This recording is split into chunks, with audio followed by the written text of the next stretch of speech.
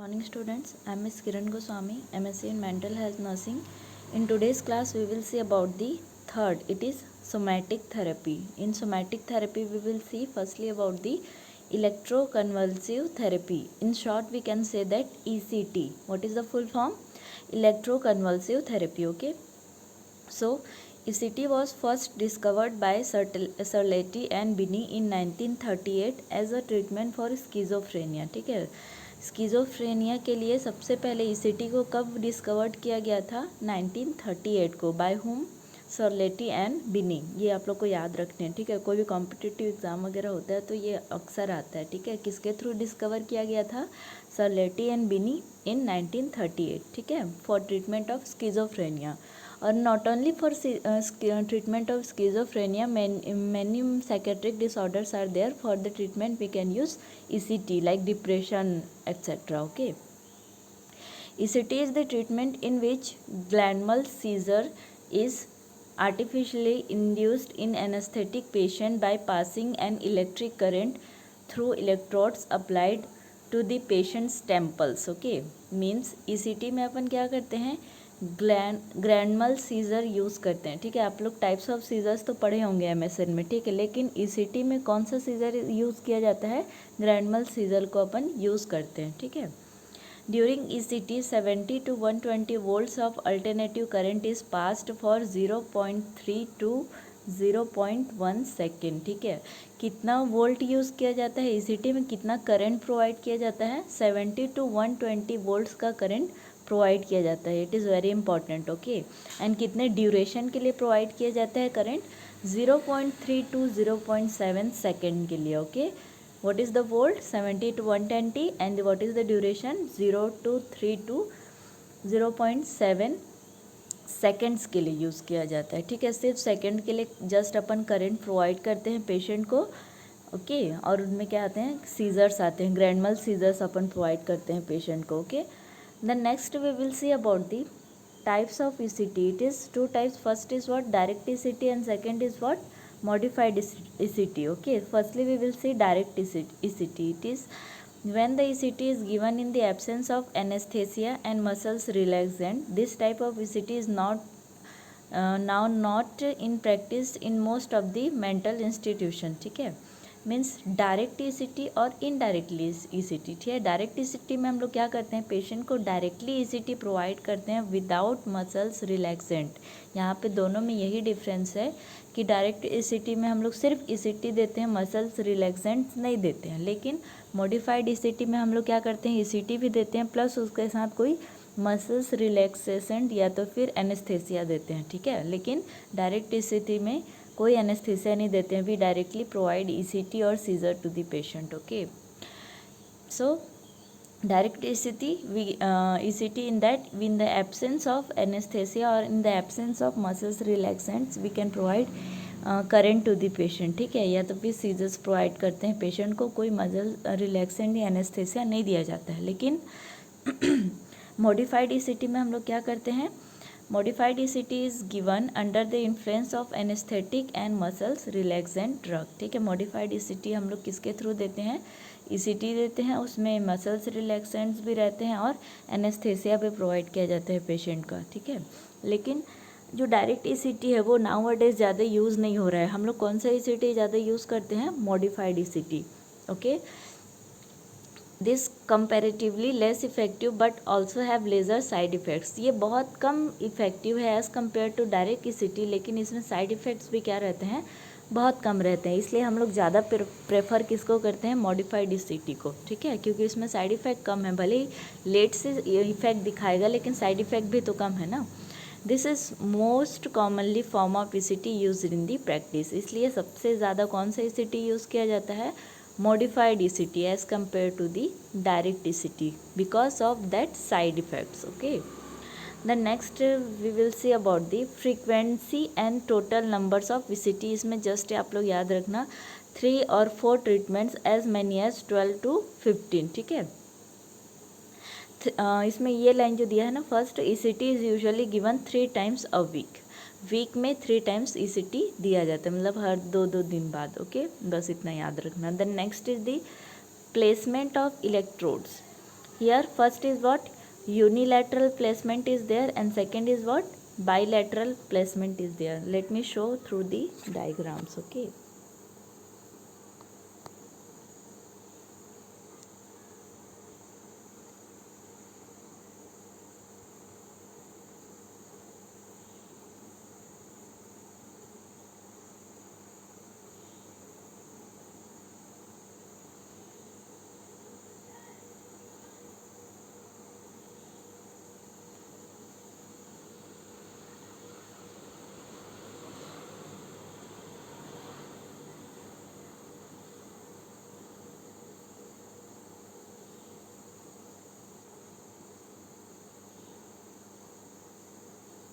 Okay, you can see this diagram. So firstly we will see that explanation. Okay. First is what? Unilateral placement. Electrodes are placed only one side of the head, usually non-dominant side, right side of the head in the right-handed individual. ठीक है. Unilateral is through to cause fewer cognitive effects than bilateral, but is considered less effective. Means unilateral placement हम लोग कहाँ देते हैं? Electrodes are, ध्यान से इसको सुनना, ठीक है. Electrodes are placed only one side of the head, ठीक है. बाईलैटरल मतलब both side. Unilateral that means one side, ठीक है. यूनिलैटरल ईसीटी हम लोग कहाँ देते हैं? One side of the head पे देते हैं, यूजुअली नॉन डोमिनेंट साइड, ठीक है. कहाँ देते हैं? नॉन डोमिनेंट साइड पे देते हैं. जैसे कि एक चीज़ आप लोग याद रखना, ब्रेन में कितने हेमिस्फेयर रहते हैं? 2 हेमिस्फेयर रहते हैं, ठीक है. राइट एंड लेफ्ट 2 हेमिस्फेयर रहता है. अब तुम लोग तो हेमिस्फेयर भी भूल गए होगे, वो भी बताना पड़ेगा पहले, ठीक है.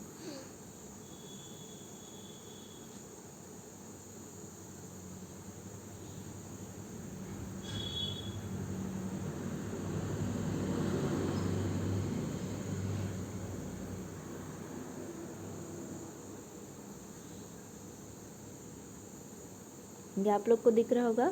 First is right hemisphere and second is the left hemisphere, ठीक है. तो ये 2 पार्ट्स रहते हैं ब्रेन के. Okay.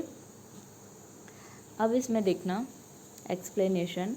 Electrodes are placed only one side of the head, usually non dominating side, ठीक है. तो जो यहाँ पे जो वर्क रहता है हेमिस्फीयर का, वो क्या रहता है? अपोजिट रहता है. जैसे कि राइट हेमिस्फीयर हमारे जो लेफ़्ट साइड के पार्ट्स हैं, मतलब कि left side of the hand, left side of the leg, ठीक है. लेफ़्ट एक्सट्रीमिटीज़ के जितने भी फंक्शन है उनको कंट्रोल करता है, ठीक है. और लेफ़्ट हेमिस्फीयर राइट साइड के जितने भी एक्सट्रीमिटीज़ हैं, उनके वर्क है, उनको कंट्रोल करता है. ये अपोजिट वर्क करते हैं. एक बार और सुन लो, ठीक है. राइट हेमिस्फीयर लेफ़्ट साइड को कंट्रोल करता है, और लेफ़्ट हेमिस्फीयर राइट साइड के एक्टिविटीज़ को क्या करता है? कंट्रोल करता है. ये दोनों क्या रहते हैं?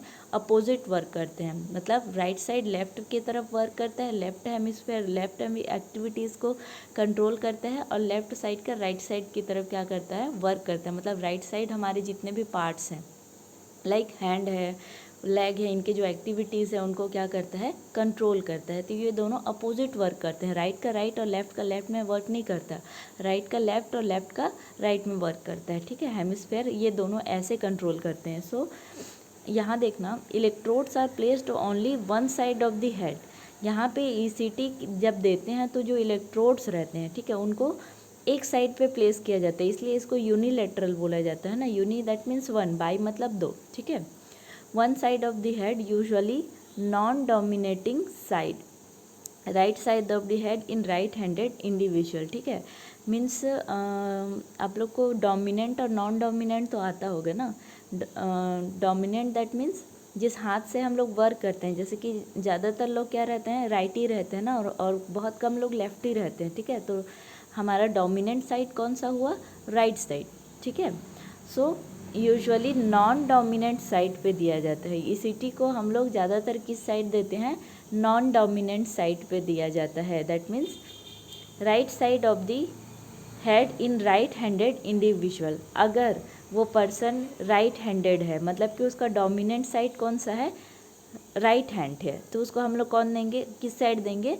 राइट साइड देंगे, क्योंकि अगर हम लोग राइट साइड देंगे तब जाके वो क्या रहेगा, लेफ़्ट साइड को कंट्रोल करेगा ना, लेफ़्ट साइड के एक्सट्रीमिटीज़ को कंट्रोल करेगा, वहाँ जाके वर्क करेगा। इसीलिए हम लोग राइट हैंडेड पीपल जो रहते हैं उनको कहाँ देते हैं, राइट साइड में ईसीटी देते हैं, ताकि वो लेफ़्ट साइड के एक्टिविटीज़ को क्या करे, कंट्रोल करे। वैसे ही अगर पेशेंट लेफ्टी रहेगा, ठीक है, तो उनका लेफ़्ट साइड में हम लोग देंगे, ताकि वो राइट हैंड के पे जाके क्या करेगा, वर्क करेगा ज़्यादा, ठीक है। क्योंकि हम लोग जो फंक्शन वाला हाथ है उसको ज़्यादा अफेक्ट नहीं करते हैं ना, अपोजिट जो हैंड है उसको अफेक्ट करेंगे, उसको अपन क्या करेंगे, ईसीटी ज़्यादा प्रोवाइड करेंगे। क्लियर है, मतलब कि वहाँ ज़्यादा अपन प्लेस करेंगे, ताकि अगर पैरालिसिस हो रहा है या तो फिर ईसीटी का साइड इफ़ेक्ट हो रहा है, तो उससे जो भी पर्सन का डोमिनेंट हैंड है, जिस हैंड से वो ज़्यादा वर्क करता है, वो ज़्यादा अफेक्ट मत हो। इसलिए हम लोग कहाँ देते हैं, अपोजिट साइड में देते हैं, ठीक है। आप समझ में आ गया होगा, ठीक है।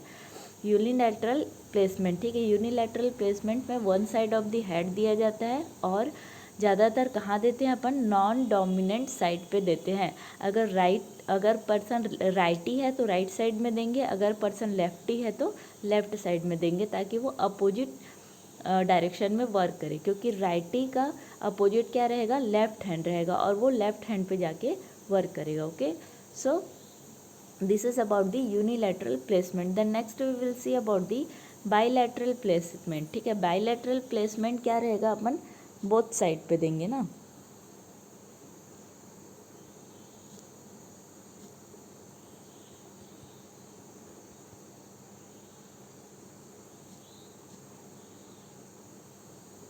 ये रहा था यूनिलैटरल प्लेसमेंट था, ये one side of the hand दे रहे थे दोनों इलेक्ट्रोड्स को ना। लेकिन बायलैटरल में अपन कहाँ देते हैं, देख लो अच्छे से, ठीक।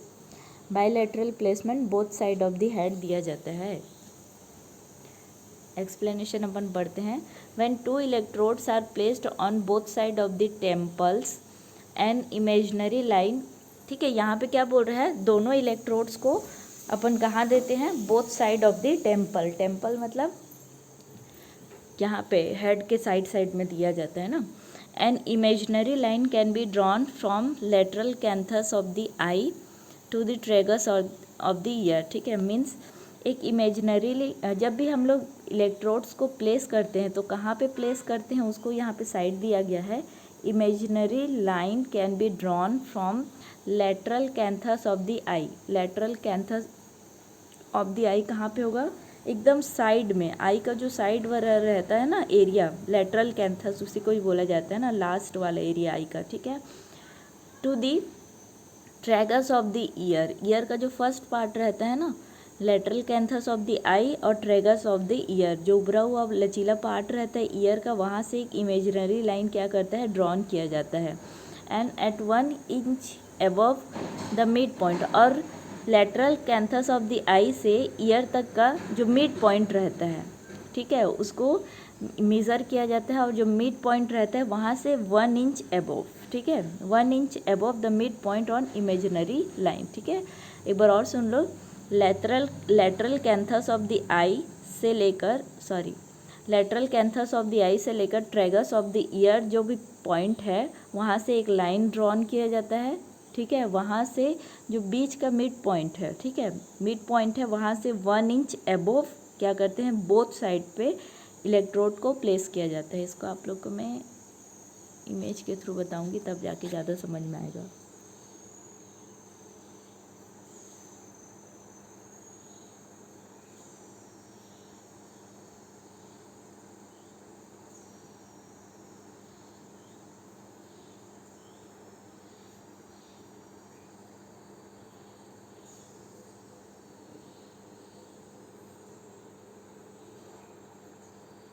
यहाँ से देखिए, ठीक है, ये क्या है, lateral canthus of the eye और ट्रेगस ऑफ द ईयर, ठीक है। इन दोनों के बीच में एक लाइन है, इनका मिड पॉइंट, ठीक है, इसमें जो बिंदु है उसमें मत ध्यान दीजिएगा, इनका जो मिड पॉइंट है, ठीक है, वहाँ से 1 इंच अबव यहाँ पे इलेक्ट्रोड्स को बोथ साइड पे क्या किया जाता है, प्लेस किया जाता है while giving ECT. Okay, so this is about the placement of electrodes. Firstly हम लोग कौन सा प्लेसमेंट करते हैं, unilateral placement, and second is what, bilateral placement we can do. Okay, the next we will see about the mechanism of action. In short we can see first is, इसमें 3 theory दिए गए हैं. First is what, neurotransmitter theory, second is what, neuro endocrine theory, and third is anti convergent theory. Okay, mechanism of action में first देखना neurotransmitter theory. Neurotransmitter theory क्या बोलता है कि जब भी हम लोग ईसीटी, इसमें जो डिटेल है आप लोग लिख लीजिएगा, इन शॉर्ट में मैं बता रही हूँ, ठीक है. न्यूरोट्रांसमीटर थ्योरी क्या बोलता है कि जब भी हम लोग ईसीटी प्रोवाइड करते हैं पेशेंट को, ठीक है, तो उनके जो एबनॉर्मल न्यूरोट्रांसमीटर रहते हैं like dopamine, serotonin, norepinephrine, epinephrine, ठीक है, तो ये सारी चीज़ क्या हो जाते हैं, बैलेंस हो जाते हैं जब भी हम लोग ईसीटी देते हैं पेशेंट को. तो न्यूरोट्रांसमीटर थ्योरी यही बोलता है कि ये न्यूरोट्रांसमीटर को क्या कर देता है, बैलेंस कर देता है. Okay, then neuro endocrine theory. Neuro endocrine theory क्या बोलता है कि जितने भी पिट्यूटरी ग्लैंड से हार्मोन्स निकल रहे हैं, ठीक है, एंटीरियर पिट्यूटरी से, सेकेंड और पोस्टीरियर पिट्यूटरी से जितने भी हार्मोन्स निकल रहे हैं, जब भी हम लोग क्या करते हैं, ईसीटी देते हैं पेशेंट को, तो ये सारे हार्मोन्स के लेवल को ये क्या कर देता है, बैलेंस कर देता है ईसीटी. ठीक है, देन नेक्स्ट इज क्या बोल रहा है, एंटी कन्वर्जेंट थ्योरी. इसके थ्रू ये बोल रहा है कि कन्वर्जेंट जब भी आते हैं पेशेंट को, मतलब कि हम लोग क्या करते हैं, ईसीटी में सीजर प्रोवाइड करते हैं ना पेशेंट को, तो कन्वर्जेंट के थ्रू जितने भी पेशेंट के एबनॉर्मल केमिकल्स रहते हैं, एबनॉर्मल हार्मोन्स रहते हैं, वो क्या हो जाते हैं, बैलेंस हो जाते हैं. इसलिए इसको क्या बोला जाता है, एंटी कन्वर्जेंट थ्योरी. मतलब थ्योरी ही क्या करता है, सॉरी, कन्वर्जेंट ही क्या करता है, पेशेंट को ट्रीट करता है. ठीक, जितने भी हार्मोन्स है और जितने भी न्यूरोट्रांसमीटर है उनको क्या करता है, ये बैलेंस करता है. Okay, then next we will see about the indications. ठीक है, हम लोग किस किस कंडीशंस पे ईसीटी देते हैं पेशेंट को. तो अगर पेशेंट को डिप्रेशन हुआ, then we can give, then severe साइकोसिस है, कैटेटोनिया है, तो इन 3 कंडीशंस पे अपन क्या कर सकते हैं, पेशेंट को ईसीटी प्रोवाइड करते हैं. इसके अलावा और क्या है, स्किज़ोफ्रेनिया और mania, that you also have to return in that. Okay, schizophrenia और मेनिया भी लिख लेना और इसको डिटेल में लिखना. ठीक, डिप्रेशन और डिप्रेशन होगा तो अगर पेशेंट लैक ऑफ रिस्पांस कर रहा है ट्रीटमेंट के थ्रू, ठीक है, मेडिसिन उस पर असर नहीं कर रही हैं, तब हम लोग ईसीटी दे सकते हैं. तो ये सारे बहुत सारे कंडीशंस है, आप लोग को लिखना है. ठीक है, सीवियर साइकोसिस के भी अंडर जो भी पॉइंट्स है वो भी लिखना, और सीवियर कैटेटोनिया के अंडर जितने भी पॉइंट्स है वो भी लिखना है आप लोग को. ठीक है, the next we will see about the contraindications, absolute and relative. ठीक है, एब्सोल्यूट दैट मीन्स मतलब कि ये अगर कंडीशन हुआ पेशेंट में तब देना ही नहीं है ईसीटी. ठीक है, एब्सोल्यूट इसी को ही बोलते हैं. और relative that means related complication से, मतलब उसमें दे भी सकते हैं, नहीं भी दे सकते हैं. ठीक है, लेकिन एब्सोल्यूट में देना ही नहीं है. ठीक है, first is what, raised intracranial pressures. ठीक है, यहाँ पे आईसीपी अगर पेशेंट का बढ़ा हुआ है, ठीक है, मीन्स अगर सीएसएफ वैल्यू इंक्रीज हो गया है, उसका आईसीपी बढ़ गया है, तो उस कंडीशंस पे अपन को देना ही नहीं है पेशेंट को, क्योंकि वहाँ पे पेशेंट का ब्रेन डेथ भी हो सकता है. ठीक है, एक्सेसिव सीजर्स के कारण, क्योंकि ईसीटी में क्या आता है, सीजर्स झटके आते हैं ना, और आईसीपी ऑलरेडी बढ़ा हुआ है, तो वहाँ पे पेशेंट का ब्रेन डेथ हो सकती है, पेशेंट शॉक या कोमा में जा सकता है. ओके, देन ब्रेन ट्यूमर अगर है पेशेंट को तो उस कंडीशंस पे भी नहीं देना है. Then aneurysm that means arteries यहाँ पे क्या हो जाते हैं, डायलेट या स्वेल हो जाते हैं ना, तो उस कंडीशंस पे भी अपन को ईसीटी नहीं देना है, क्योंकि यहाँ पे सीवियर कंडीशन होने के चांसेस हैं, या तो फिर ब्रेन डेथ हो गया, या तो फिर पेशेंट कोमा में चला जाएगा, डायरेक्ट डेथ हो जाएगा पेशेंट का. ओके, सो ये सारे कंडीशंस पे अपन को ईसीटी नहीं देना है. ठीक है, और रिलेटिवली और कॉम्प्लिकेशंस है लाइक सेरेब्रल हैमरेज है, सीवीए है, एक्यूट मायोकार्डियल इन्फार्क्शंस हैं, कंजेस्टिव हार्ट फेलियर, ये सारे जो कंडीशंस हैं इन पे भी अपन को नहीं देना है ECT. Okay, the next we will see about the side effects and complications of ECT.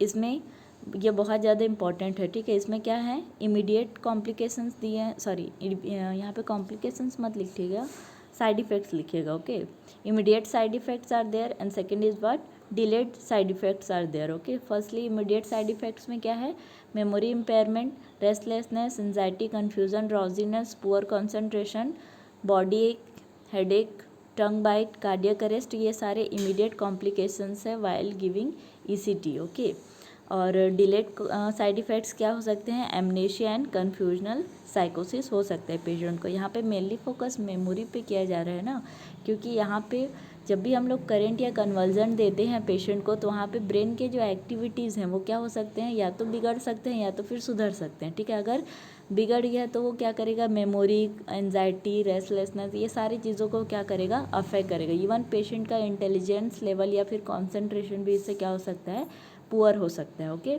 so these may some side effects of the ECT. In the next class we will see about the role of nerve, that is very important, so we will see in the next class. Okay, thank you students.